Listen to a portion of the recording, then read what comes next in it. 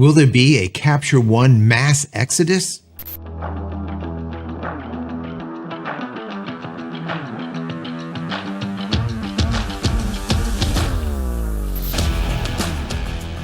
Hey everybody, welcome back to the channel. Thank you so much for once again joining me for tea time. Today we have a little bit of Misty Morning and Focus combination. You know, I love the bergamot, guys. I love it. The zing. I hope you're joining me with your cup of tea, maybe a cup of coffee, hanging out, talking tech, talking photo, talking video. Today will be a photo day. We're going to be talking about subscriptions. But before I get into it, I want to say that if you haven't downloaded any of my ebooks as of yet, go check them out. Go over to JCristina.com/books. Once again, JCristina.com/books. Also, a lot of you guys have been asking me about VPNs, and the VPN that I'm currently using for about the last 4 months now, is PureVPN. It is working out really great. If you want to pick that up, I got a discount from them. I have a link down below in the description as well as the pinned comment. Go check that out. So today we're going to be talking about Capture One, and what I think could happen is a mass exodus from this company. And the reason I say that is because moving from a paid model to a subscription model is a really big deal. There has to be a lot of factors in your favor to be able to do it. Number one, there can't be alternatives that could do exactly what you're doing, because if there is, then people might say, hey, you know, we're going to go to an alternative instead of using you. And that is exactly what happened with Adobe. Adobe went from a paid model to a subscription model. A lot of people left them. And matter of fact, that was the basis of my channel from the very beginning, was life after Adobe, cutting the cord. I cut my teeth in this channel with it. And I told people how to move away from Adobe. I gave them alternatives. I reviewed a ton of software. I myself deleted all Adobe software off all the computers in the studio. And I brought everyone along on this journey. And that was a couple of years ago. And at the time, one of my recommendations for a Lightroom alternative was Capture One. And now it's not going to be. So I read a couple of articles about what is going on, and I took a look in my email box about what Capture One was stating, just to get an idea of what people are thinking. And people are pissed. That's really the bottom line. I mean, there's no two ways about it. Capture One announced this change, and they sent out this email. And what it says is basically this. I have it written down. From 2023, we will no longer be tied to an annual cycle for major releases. As a result, there will be not a Capture One 24. Instead, we will continuously release new tools and features on a rolling basis throughout the year. It all sounds good. Alongside this, we will also make changes to our Perpetual license from February 1st, 2023. Here's what changes. New Perpetual license will include updates with bug fixes until the next version. But new features released after purchase will not be included. They just said there wasn't going to be a next version. I don't know. I don't know what that even supposed to mean, but whatever. Upgrade pricing will no longer be available and will be replaced with a new loyalty scheme. More details will be announced on February 1st, 2023. I like that they called it, quote, a loyalty scheme. And they didn't give any information about it. They'll say, we'll tell you about it later. But right now, please continue buying our product. Kind of stupid, right? What are you buying? You're buying a cat inside of a bag? You don't even know what it is. I mean, it's ridiculous, right? But that's how they're playing this. So reading between the lines, what is happening here is they're moving from a perpetual license, or where you can just buy something and you have it in perpetuity, to a subscription model where you have it until you stop paying. I've never liked lease or rent type of software. And that, once again, that was one of the reasons why I moved away from all Adobe products once they went to that subscription model. I said, that's enough. I'm not just going to keep on paying forever for a product. I might not want to upgrade the product. Back in the day, we would buy a suite that might cost $1,000, but we would have it for as long as we want to use it. And that's it. Bug fixes, of course, would come through. We wouldn't get any of the new things that the new version would have, but that's okay. We went from version 5 of the suite, and instead of buying into 5.5, we wait till 6 because we didn't need the features that they came up with. And that's one of the big things here. So number one, of course, you're paying for a rental model, right? You're constantly paying. That's one thing. But also what it does is it allows the companies to sit back on their laurels. And instead of innovating, just simply iterate. Because it doesn't matter. You're going to get paid every month no matter what. You're going to be, oh yeah, we got these couple of new features in there, and we got a couple of new features. Nothing big, because they don't have to. When you used to buy a piece of software and then have to upgrade it, they have to give you a reason to upgrade. They don't have to once they get you on this subscription model. You know, it feels like everything has gone to this subscription model lately. And it's like we're paying and paying and paying and paying. And some of us don't even know what the hell we're paying.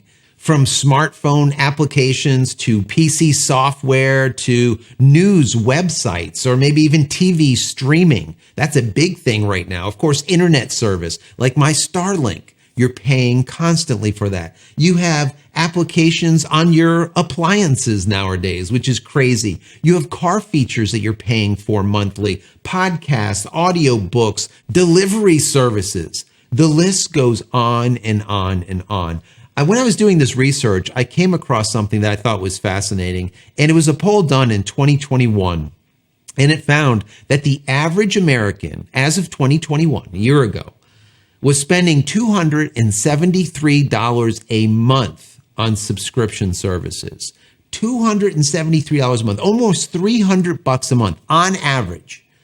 That is a ton of money. You know, the main reason that subscription models have become prevalent over the past decade is that they are a stable source of revenue, of income to these companies. They just make a ton of money from it. It just makes sense, right?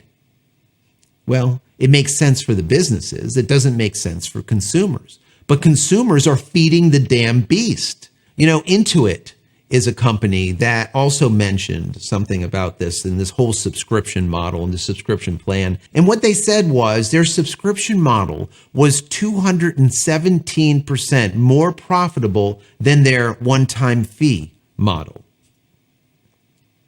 This is just the facts. This is just the way it is. And that is why so many companies have been emboldened in going for this subscription type of pricing. And once again, it is really hurting consumers, in my personal opinion. Now, don't get me wrong. Some subscription models might make sense. Like, for example, if you're tired of schlepping water bottles, gallons to your home, and you get a subscription to a water company that delivers these massive bottles of water every month. Well, that might make sense. Also, if maybe you're getting a magazine that you absolutely love, and there is a ton of new information in this magazine, and you want to read it every month, getting a subscription so it ends up on your doorstep every single month kind of makes sense. It's not a problem. Just don't forget about it. So when you don't want to read it anymore, instead of it just keeps on coming forever, you can unsubscribe. And unsubscribing is one of the things that a lot of people don't do. And I'll get into that in just a second. Now, what a lot of these companies have been doing is taking a feature, let's say, and locking it behind this paywall, which is a subscription. And BMW, matter of fact, just recently did that. I was reading an article about that where they would charge like $18 a month if you wanted to use their heated seats. So if you didn't pay the $18 a month, even though the car has heated seats, you couldn't use them. So your ass was cold. I mean, Tesla did that with like an extra 50 horsepower, right? You had to pay like a couple extra grand and you get the extra 50 horsepower. You know, the whole subscription idea, when we're getting now into appliances and into cars and into just everything, is ludicrous. To me, it feels just like a cash grab. And for the most part, that is what is going on. Not every company needs to have a subscription for every single product. It's just crazy. As I've always said, the companies can only charge for a good or service the maximum amount that anyone is willing to pay for it. And if we're not willing to pay for that subscription, they're not going to be able to do it. But we do. And that is one of the problems. So I was reading another thing with HP, where HP had their own ink service where they would send you out ink every single month. But since that ink does have a chip in it, if you stop the subscription at any point, guess what? You didn't have any more ink left. Not that there wasn't ink inside the reservoir of that ink cartridge, but since you didn't pay, the DRM, or their digital rights management service, would just shut it off. And that would be it. So even though you had ink, you don't, because you can't use it because you didn't pay them. I mean, it's getting bizarre, guys. It is getting bizarre. My question is, will customers eventually just say enough is enough and just say this subscription model is not working for me and just stop? Absolutely cold turkey stop, like I did with Life After Adobe cutting the cord. A lot of people don't understand this whole thing and how it works. Basically, it's a mind game. Instead of buying, a perfect example, Adobe Photoshop for like $599, like back in the day, they say, no problem. We're going to give you Adobe Photoshop for $20.99 every month. Sounds good to me, right? Instead of out front $600, $20.99, it's not too bad. We'll just keep paying for that. That sounds good. Well, over 10 years, that $20.99 turns into almost $2,600. $2,600, guys. I mean, that's a lot of money for that one program. The same thing holds true with Capture One. You're paying $24 a month for Capture One instead of buying it, because you can't buy it once February 1st comes by. So $24 a month, and this is once again in perpetuity. So over the course of the year and then moving into 10 years, you're at like $2,800. And this is what ends up happening. That constant ding, that constant ding. Adobe does it perfectly. If you look at their page, they say, oh, Lightroom is $9.99. You're like, oh yeah, $9.99, it's not bad. Well, if you want the photographer plan, right? Well, it's $19.99, but it's okay because we're going to give you Lightroom and we're going to give you Photoshop. That's enough. Well, what happens is a lot of times it's not enough because you want Audition or After Effects, or you want InDesign or Illustrator, or maybe you want to do Premiere because you want to make a video or something. Every single one of those is $20.99, $20.99, $20.99. The time you're done, you're well over $100. So you're like, well, is there an easier or better way? Sure there is, Adobe says. Only $54.99, and I will give you everything. Well, that's nice. Well, $54.99, you do the math on that, and what does that come to? Yikes! Over the course of 10 years, you're at $6,600. $6,600, guys. $6,598, I think, when I did the math. But people don't look at it that way. Well, like for me, I've been in the business for many decades. So maybe we take this figure and add another 10 years to it. 2 decades, that's not a long time. You're using Photoshop. Many people have been using Photoshop for 20 years, right? And maybe if you have that whole package, now you're at $13,000 for using Adobe software. You see what's happening here, guys, right? But people don't look at it. They always see, oh, it's only $20. It's only $10. It's only and it's like only. And you have like 10 of these onlys, and all of a sudden it's not only anymore. It's a big damn deal. It's a lot of money. You know, so my suggestion would be, number one, stop feeding the damn beast. That's first and foremost. And number two, take a look at your bank statements. See where this bleed is happening. Where is this constant trickling of that faucet where dollars and pennies and quarters and dimes are just falling out every single month? This drip is what's happening. That's what they should call it. The drip. The way these companies turn your faucet of money on and just slowly drip it dry. And you don't even recall. Sometimes if you go back to that bank account, you look at something, you're like, man, what is that $5 for? I don't remember that. And then you'll go back in your history, like, damn, I've been paying for this for like 3 years. I don't even know what the hell it is. You have to go research it. And then the name on it doesn't even match anything that you even know what the hell it is. This happens all the time. People forget about these subscriptions and then pay, once again, in perpetuity for something that they might not even be using. Look at those bank statements and simply plug the leak. Coming back around to Capture One, I used to recommend Capture One as being a great alternative to Lightroom. And in all of the testing that I did, it was definitely the top 3. Well, it's not any longer. Moving into 2023, I think what I'm going to do is I'm going to try to help a lot of you plug this leaky faucet and do an update to my Life After Adobe Cutting the Cord series. I do believe that Adobe is one of the biggest sucks when it comes to that monthly ding or that constant drip out of that sink. I think they're a major source. And if I can somehow break you guys of that and show you alternatives that will do the exact same thing as they do for me, hopefully I can help some of you. Once again, save some money every month and not have to constantly give it away for something that you don't need to. When I say you don't need to, trust me, I'm a professional. I've been using non-Adobe or Adobe alternatives for over 2 years, and there's been absolutely no problem doing so.